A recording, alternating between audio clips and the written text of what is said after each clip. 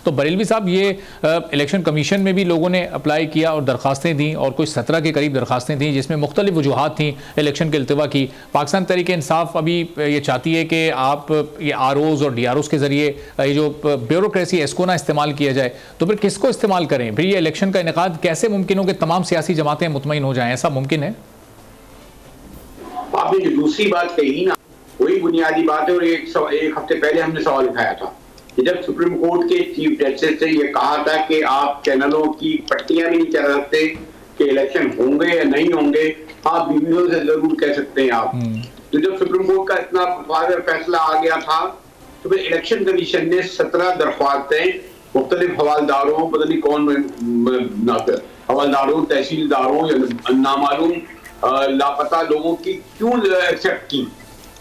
Election से 9 तारीख को गालिबन एक हफ्ते पहले इलेक्शन कमीशन ने इलेक्शन रोकने की 17 दरख्वास्तें क्यों कबूल की? ये तो सवाल कोई करे। ये तौहीन अदालत करा या नहीं इलेक्शन कमीशन ने? आप यहाँ अब आप और कीजिए ना, अभी जो कल मिलिट्री कोर्ट का फैसला आया, सुप्रीम कोर्ट के फैसले के खिलाफ सुप्रीम कोर्ट का फैसला आ रहा है। अब आप ये वाला जो आया कि जब इलेक्शन कमीशन ही तयन करेगा इलेक्शन की डेट की भी और तमाम इंतखाबी हमले की, तो एक लाहौर हाई कोर्ट एक फैसला कह रहा है कि जी हमने मुअत्तल कर दिया, कल पेशावर कोर्ट उसको बहाल कर देगा। क्या मजाक कर दिया, कर क्या रही है, कौन इनसे करवा रहा है? सॉरी टू से हमने माजी में अब बेशुमार ऐसे फैसले, अब हम कह सकते हैं अभी भुट्टो केस खुला है जिसमें, लेकिन बरेलवी साहब ये जो पीटीआई की जो दरखास्त है कि आप ब्यूरोक्रेसी को न इस्तेमाल करें, बरेलवी साहब ये इलेक्शन कमीशन का अपना मैंडेट और इख्तियार होगा ना कि वो जिसको चाहें डीआरओज और आरओज की जिम्मेदारियां दें और वो जिसको चाहें ये फराइज सौंप दें, ये तो उनका अपना इख्तियार है। इस पर कोई एतराज कर सकता है? हाई कोर्ट कैसे करेगा?